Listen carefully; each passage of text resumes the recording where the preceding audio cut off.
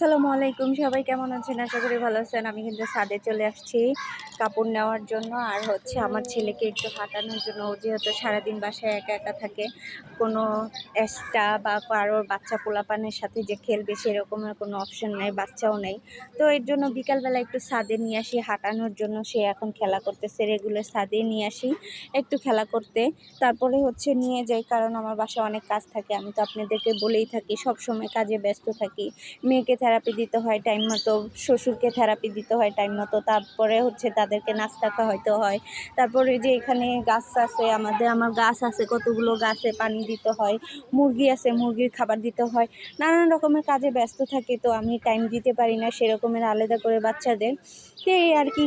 তো বিকালে হাঁটতে আসলাম তোমাদের সাথে, ভাবলাম একটু শেয়ার করি। তো আমার ভিডিও কার কাছে কেমন লাগে অবশ্যই কমেন্ট করে জানাবা। আর আমি এখানে কাপড় নিতে আসছি, কাপড়গুলো নিয়ে চলে যাব। তো তো হচ্ছে গিয়ে সবাইকে আল্লাহ হাফেজ। আমার ভিডিও যদি ভালো লাগে অবশ্যই কমেন্ট করে জানাবা, আর পরবর্তী ভিডিও কেমন দেখতে চাও সেটাও জানাবা। এ পর্যন্ত ভিডিওটা এনাফ দিচ্ছি।